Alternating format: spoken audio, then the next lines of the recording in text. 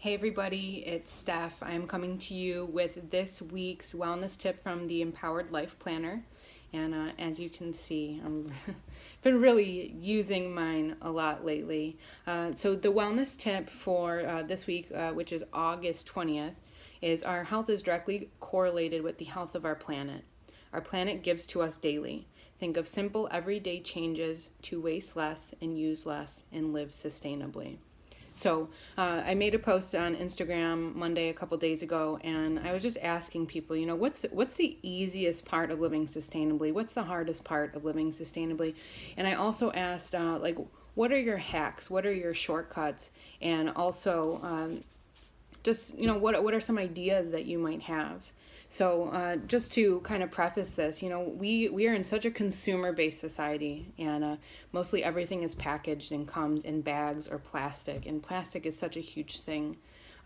Buying and consuming seems like it can almost be like a sport, with that immediate gratification we get from opening a box on our porch, but it negates the fact that we're gobbling up natural resources faster than we can replenish them.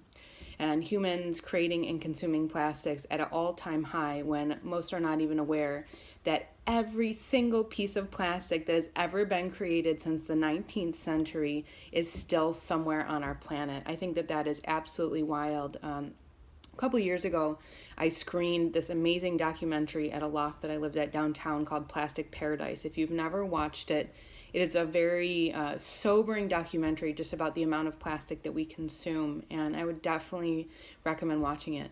But on that same note, we humans are really awesome because when we're empowered with the right information, usually we start to make better decisions. And I know that this is a topic that is weighing on a lot of us.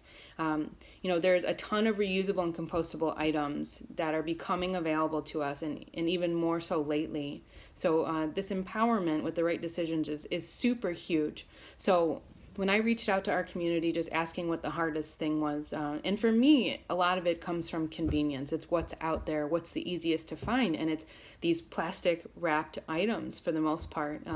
Other people were talking about just single-use items, single-use plastic, and some of the easy things that people find that like why they want to be more sustainable is knowing that they're doing less harm.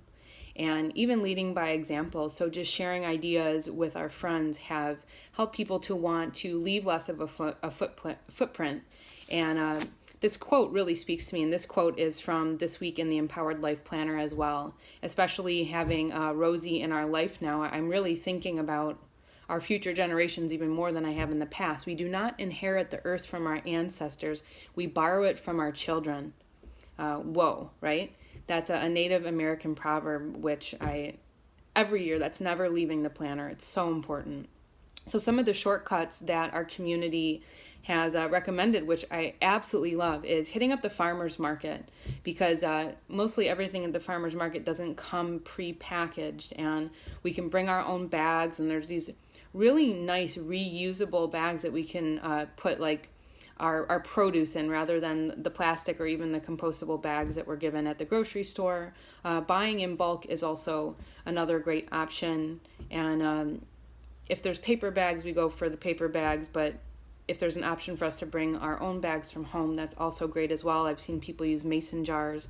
Another one of someone from our community said consignment shopping is a really great way that she feels like she's making less of an impact, and that's great because we're able to reuse in that way. And I love a good vintage piece, so that's always great too. And there's all these cool apps where we can buy used clothing and used shoes and used bags, and it's almost like new. Cutting down on plastics in general. So there's, if there's a few different options, choosing the option that has the least packaging or no packaging. And another person from our community said that they garden a ton. They try to grow their own food, their own herbs, and even their own flowers, because even flowers come in plastic. So this is some of the stuff from our community. But I'm right now, as we speak, putting together a really big blog with lots of different resources, and there's so much on Instagram right now. lots of handles out there that are putting just great recommendations out when it comes to living more sustainably.